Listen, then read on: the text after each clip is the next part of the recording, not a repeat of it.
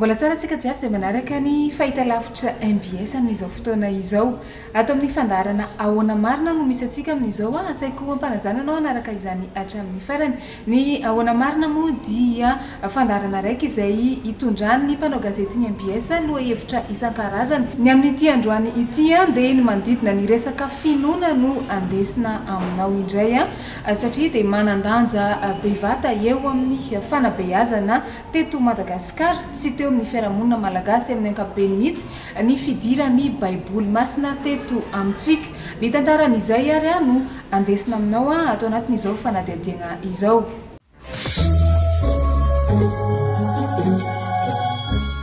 Nanomboka tamin'ity taonjato faha 120 ity no nahitana fivoarana lehibe ny fampiasana sy ny fikirakirana ny baiboly eto Madagasikara. Ny androborobo ny fanaovana dikateny na ny katolika na ny protestanta, misy koa ny dikateny ombonana. Taty aoriana aza hitatra amin'ny fandikana ny baiboly amin'ny fiteny paritra toy ny fiteny tandroy, masikoro, tsy mihety. Tokana ny tanjona nanaovana an'izany dia ny hanampy ny olona handray sy hino an Jesosy Kristy amin'ny alalan'ny tenin'Andriamanitra izay voarakitry ny baiboly. Tompon'andraikitra voalohany amin'ny fanapariahana ny baiboly ny fikambanana mampiely baiboly malagasy izay mamokatra sy manaparika ny baiboly amin'ny karazany rehetra ho azon'ny malagasy jiaby ampiasaina sy iainana ny tenin'Andriamanitra. Miara-miasa akaiky amin'ny mpampiely baiboly ary misehatra amin'ny fitariana sy fitaizana ny sokajin'olona rehetra ihany koa ny fikambanana mpiara-mamaky ny baiboly eto Madagasikara. Efa mioripaka manerana ny Madagasikara izy ity ary miparitaka amina faritra maro. Antom-pisiny sy tanjona ijoroan'ny fikambanana mpiara-mamaky ny baiboly ny hanampy ny olona hamaky sy hahazo ny zavatra raketiny ary iaina izay voalaza ny soratra masina. Ny tanjony voalohany indrindra dia hoe mampiely ny filazantsaran'i Jesosy Kristy amin'ny ankizy sy ny tanora ary ny fianakaviana. Izany hoe sokajin'olona rehetra ihany izany. Ny faharoa dia mamporisika ny olona amin'ny sokajy taona rehetra io mba eo amin'Andriamanitra isan'andro amin'ny alalan'ny famakiana ny baiboly sy ny vavaka.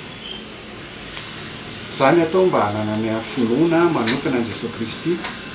dia mba hitombony amin'ny famatorana ara-panahy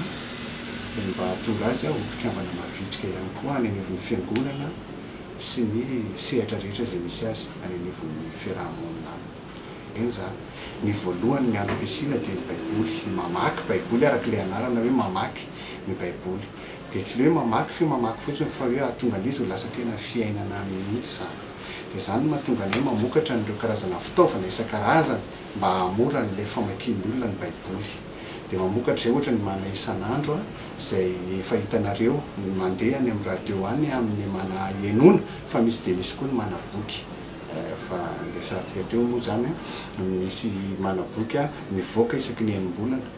ankoatran'ilay ndesantsika hoe misy an'ilay karatry ny mpiara-mamaky iny zany. Karatry ny mpiara-mamaky izay misy andalan-tsoratra masina vakina mandritry ny taona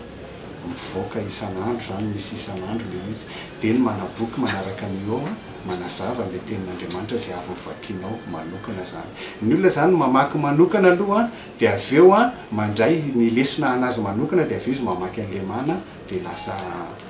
mampianatra azy koa izay sady mampanakarena izay zavatra voarainy. Mana isan'andro koa misy koa le hoe mana ny ankizy fanilo. Iny zany vokarina ho an'ny ankizy, misy lalao isan-karazany ao anatiny nefany mahatonga ny ankizy koa hikirakira baiboly sy ho tia soratra masina zany. Dia misy koa ny mana-mpivady, mana-tsika roa izay mamporisika sy mitona ny mpivady ary manamora ny fiarahamandinika soratra masina eo amin'izy ireo. Hitanareo fa amin'ny sokajy taona rehetra zany dia misy ireo fitaovana ireo zany. Ny tantaran'ny fikambanana mpiara-mamaky ny baiboly moa dia ny tamin'ny taona 177 izy 13 Jolay 177 no niorina ara-panjakana mahaleo tena tsara. Tao alohan'izay ny tantara mbola nikambana tamin'ny mampiely baiboly izy nateo amin'ny rafitra sy ny fitantanana sy ny nampandehanana ny asa rehetra teto izany. Dia mbola vitsy dia vitsy ny olona tao anatin'ny tao zany ny mateana tao anatin'ny tao pasteur Emilien Razaverson sy ny vadiny ihany. Dia ireo olona vitsivitsy izay miaraka taminy. Fa taty aoriana tamin'ny taona 3 nandeha nisotro ronono i pasteur Emilien dia membre côte lehibe zay tale national amin'izao fotoana zao zany no nandimby azy amin'ny taona fito sy roa arivo teo no nanomboka nanao an'ilay fizaram-paritra nanao an'le fomba fiasa vaovao zany nanao plan stratégique vaovao ahafahana mampandroso ny asan'ny fikambanana eto anivon'ny faritra dia tao alohan'izay mbola vitsy dia vitsy ny faritra tena azo atao hoe ny renivohiparitra ihany no misy ny fikambanana tamin'izany fa amin'izao fotoana izao zany vokatr'izay asa zay miditra amin'ny plan stratégique numéro 3 zany zay zao amin'izao fotoana dia efa eo amin'ny 5 eo ny faritra misy ny fikambanana manerana ny losy ao anatin'ireo fizaram-paritra anankitelo afaritra vondrom-paritra afaritra vondrom-paritra foana ary vondrom-paritra atsimo zany. Raha ny tantaran'ny baiboly teto Madagasikara no asiana resaka dia talohan'ny taona 390 no nanomboka nandika ny boky tao amin'ny baiboly ny misionera Rola avy amin'ny Elemeso na ny London Missionary Society nampian'ireo mpiana ny 20 malagasy. Ny boky nilioka tao amin'ny testamenta vaovao no nanomboka nanaovana ny dika teny ary ny taona 390 no voadika tamin'ny teny malagasy ny boky mandrafitra ny testamenta vaovao. Telo rivisa no natota voalohany tamin'izany. Ny taona 530 kosa no voadika manontolo tamin'ny teny malagasy ny baiboly. Io dika teny io no mbola ampiasaina mandraka ankehitriny amin'ny ankapobeny fa somary nasiana fanavaozana madinidinika nanaraka ny fivoaran'ny teny malagasy ihany koa. Ny baiboly protestanta no miparitaka betsaka indrindra manerana ny Madagasikara. Ny FJKM na ny Fiangonan'i Jesosy Kristy eto Madagasikara,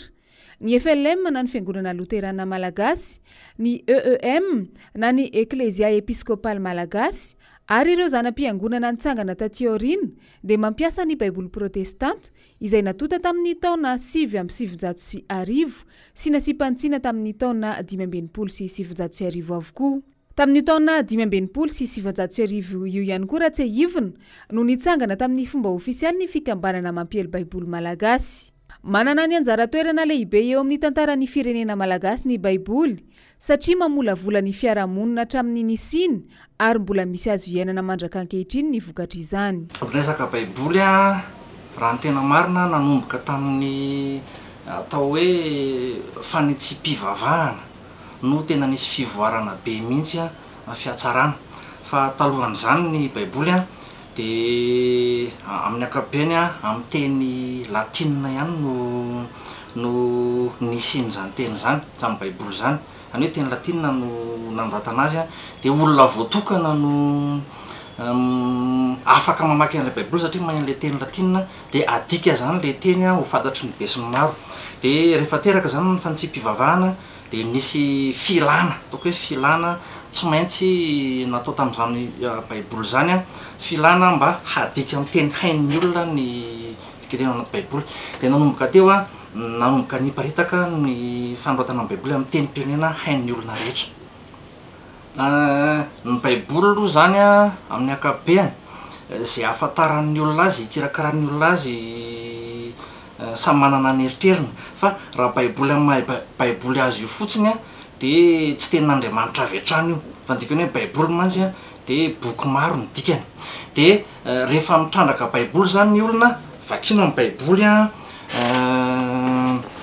sokafana amin'ny baiboly dia vakina amin'ny baiboly dia ho hitanao ao rehefa manana ny fanamasina ianao zany mangataka ny fanamasina dia ahafantatra ny tenin'Andriamanitra ao anatin'ny baiboly ka io tenin'Andriamanitra io tsy voatery ho azon'ny olona avy hatrany izy io fa Andriamanitra mihitsy zany no miasa amin'ny olona ahafahany mahazo ilay tenin'Andriamanitra ao anatin'ny baiboly ahatonga ilay izy ho fiainana ho an'ny olona fa zay ny tena izy ny baiboly ny teny ao anatin'ny baiboly dia fiainana ho an'ny olona rehetra izay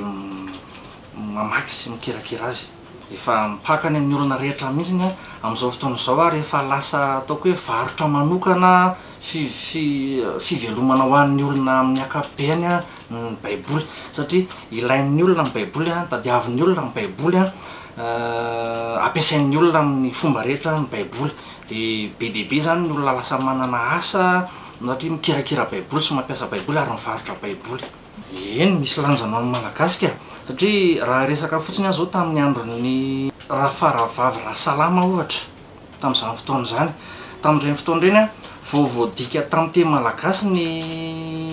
baiboly de tsy misy mampianatra azy akory a fa de mamaky teny fotsiny zareo a mamaky teny fotsiny de efa mahazo aina avy amin'izany a zany zany nahafahany joro vavolombelona na tonga azo nahafoy tena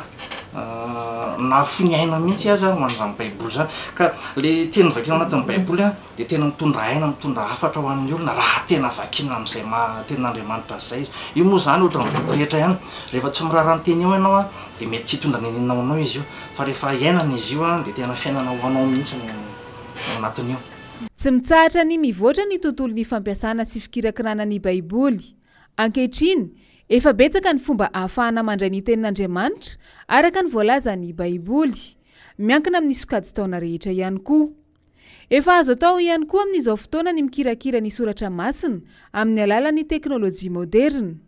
Isan'izany ny fampiasana ny finday Android izay azo ampidirana application misy ny tenin'Andriamanitra. Mbola mizarazara ny fomba fijery eo amin'ny samy mpitarika fivavahana manoloana izany fiovana goavana entin'ny teknôlôjia izany. Ao ny milaza fa tsy mbola mety loatra amin'ny zava-misy eto Madagasikara ny fampiasana ny baiboly elektrônika indrindra fa mandritra ny fotoam-pivavahana. Malalaka be moa zany ny eritreritra ny fomba fijery samy manana ny azy fa za aloha zany raha hoe ao anatin'ny fampompivavahana naiza na manaona na manahoana toerana anaovana fampompivavahana de tokony baiboly taratasy voasoratra ihany no ampiasaina fa tsy ampiasan'ireny fomba maro samihafa ao anatin'ny tableta na anatin'ny telefona finday enti-tanana reny tsy tokony ampiasan'ireny aloha zany ny be sy ny maro satria anankiray raha mampiasa an'ireny mantsy ianao de mety misy eritreritra satria be dia be zavatra ohatriny ao anaty fampompivavahana ianao hijery zavatra hafa zany hoe afaka tsy ampifantokanao amin'le fampompivavahana mihitsy le ao anatin'ny telefona anao fa de misy eritreritra hafa foana de jery anteny de jery anty hatramin'ny efa malaza be moa zany zao ty FB ty de hatramin'izany aza mety jerevanao ao anatin'ny fampompivavahana ka ho manokana de tsy miombon-kevitra amin'izay olona mampiasa an'izy io ao anatin'ny fampompivavahana rehetra fa de aoka sika arak'izay azo atao mba hampiasa an'le baiboly efa mahazatra baiboly taratasy ohatr' zao ihany. Raha ny hevitra aloha izy ny ilaina ihany amin'ny fotoana tampotampoka amin'ny fotoana mety sy ampiasana anazy ihany misy ampiasana anazy mampiasa mihitsy moa zany ohatran'ny olona rehetra fa mahitsy fotsiny hoe miteny hoe rehefa mandritra fampompivavahana de tsy tokony ampiasaina zavatra hafa mihitsy ankoatran'ny baiboly mahazatra. Ho an'ny fikambanana mpiara-mamaky ny baiboly de tsy azo iodivirana ny fidirana amin'ny fiovana entin'ny teknôlôjia moderna. Mila toe-panahy matotra sy vonina andray izany ny tsirairay hoy ny filohan'ny fikambanana mpiara-mamaky ny baiboly eto amin'ny vondrom-paritra afovoany. Misy raha teo ny boky izay mirakitra ny fanazavana sy ny torolalana momba izany natokana ho an'ny olona izay liana amin'ny fampiasana ny baiboly elektrônika. Ny teknôlôjia moa zany efa rahantsika malala fampisandrahaka maneran-tany izy io de fiovana ny dikan'izany fiovana tsy azo sakanana fa iainana raha izy ary atao zay atonga an'izy hoe ahoana niteraka fampandrosoana ny zavatra misy amin'izao fotoana de hoe manahirana ny sokajin'olona maro ny fahitana hoe any anatin'ireny finday sy tablety isan-karazan'ireny dia misy baiboly de fakapanahy be le izy rehefa jerevana maika be le izy de jerevana tokoa hoe ny ao anatin'ny finday mety tsy baiboly ihany ka raha ohatra ka iny no entinao de lasa ohatrany hoe alay-panahy ny olona ary tena zay tokoa zavatra mitranga mijery zavatra hafa rehefa ohatra hoe any am-piangonana na any an-trano rehefa ohatra hoe ampiasa baiboly sy ohatran'izany de mahatonga an'ireo fikambanana na fiangonana samy hafa mandrara aloha ny fampiasana azy reny. Ny zavatra tahaka an'io mantsy de tokony hoe atao mba hiteraka fampandrosoana hiteraka fivelarana de nefany indraindray le izy manosika ny olona indray andeha ho any amina fahasimbana de veriko fa rariny ihany le isiny le fandrarana aloha hoe aza mampiasa kanefany amin'le hoe fiovana tsy azo sakanana an'le izy de tokony misy ihany zany karazana fepetra na mesura raisiny ny fiangonana na ny fikambanana hitaizana ny olona mba tsy hoe hiaran-javatra victime amin'ny zavatra salambe fa ho mampiasa zavatra hatonga an'ireny zavatra ireny fampandrosoana dia singaniko manokana ohatra ity boky hoe ny baiboly sy ny finday ity boky nosoratan'ny tale mamy rakoto lehibe izy ity tale national fikambanam-piaramaky ny baiboly dia tena manazava sy mampianatra antsika tokoa ao anatin'izy ity hoe ohatry ny ahoana ny tokony toepo toe-tsaina manoloana ny zavatra salamreny mba hatonga andreny fivoarana tena hitondra fampandrosoana ho atsika tokoa fa tsy sanatria hanimba atsika na hamotika atsika izany dia everiko fa sady manampy ny olona ity mitaiza azy amina resaka fahamatorana na izany na tsy zany nefa ny any fikambanan'ny mpiaramaky ny baiboly koa izay efa fataonay atao anatin'ny fotoana maharitratra zay dia mandeha mampianatra ny anivon'ny fiangonana zay maniry an'izany momba ny amin'ny tanora sy ny teknôlôjia ohatra ny olona rehetrarehetra mihitsy manoloana ny fivoaran'ny teknôlôjia ny resaka baiboly sy finday afaka satria evernefa fanabeazana ny olona mba tonga azy haife fa tsy ho feheziny reny zavatra reny sanatria no tena zavatra mahamaika amin'izao fotoana zany tsy azo sakana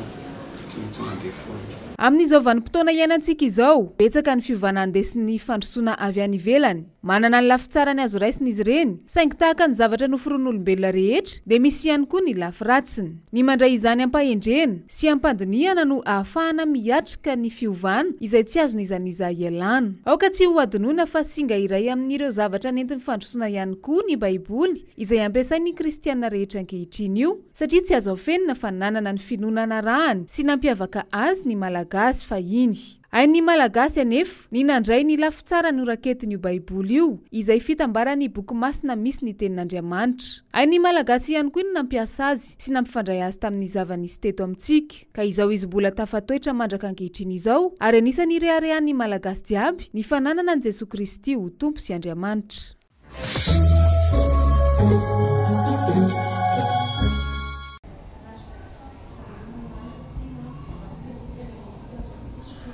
Izay ny famotinana fohifohy manodidina n'izay tantara na rahan'ny baiboly malagasy izay sy ny natongavany teto Madagasikara ny nipariahany manerana ny nosy ihany koa mbola mitohy ny fampelezana ny baiboly raha ny zava-misy eto Madagasikara no resahana fa hatreo aloha no azo nandesina taminao tato anatin'ny fandaharana ahoana marina antenaina fa nitondra fanampahalalana ho antsika iny fanadedena fohy izay nandesina teto iny ankasitrana ihany koa moa ireo zay nanaiky nitondra fanazavana tao anatin'iny fanadihadiana iny dia mametraka ny veloma mandrapitafa ho amintsika jiaby koa ny tenako amin'ny manaraka indray amin'ny herin'ny ihany dia hafa indray